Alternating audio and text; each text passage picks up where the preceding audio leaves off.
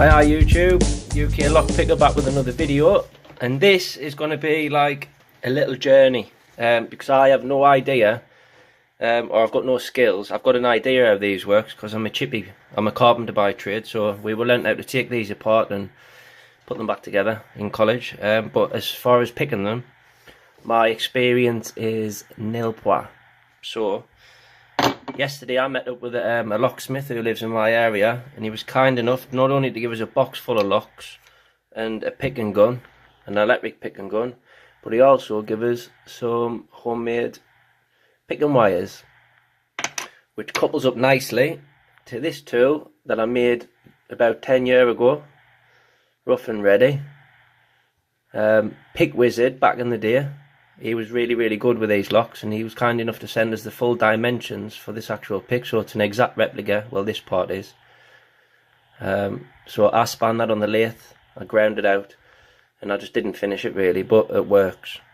So I've tried picking this, watching I think it was Andy Mack. I watched his videos. I couldn't pick that. It's 5 levers. It's the first lock, this type of lock, I would have ever picked.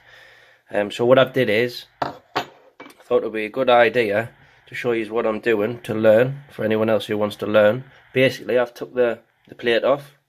I've took 2 levers out, so there's only 3 in there.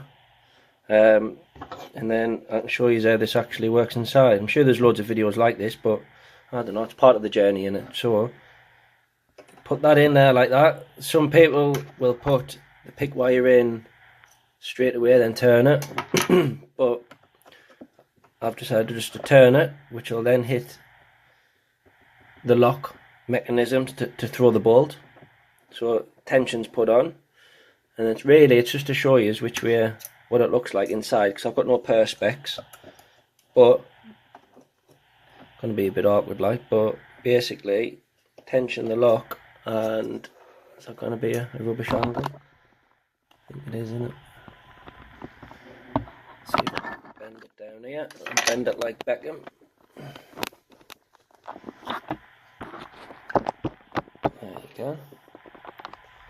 See what we can do from that angle, see what damage we can do. Basically, the pick wire sits in there like that, and you pick like that. So let's see if I can get it without this thing springing all over. So you're just looking, still looking for the binding ones from what I've felt and what I've seen. And what it does is that ledge there gets stuck on the top of the bolt, and eventually it'll pick.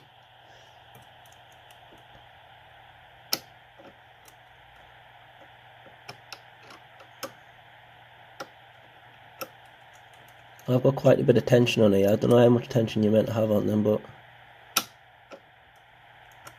you just go through all of the levers until it picks, or opens, should I say.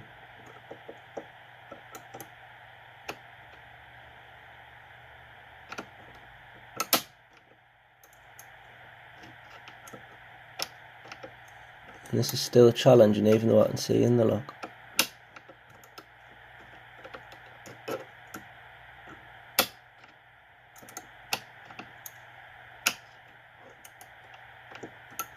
I've tried light tension, medium tension. At the minute I've got heavy.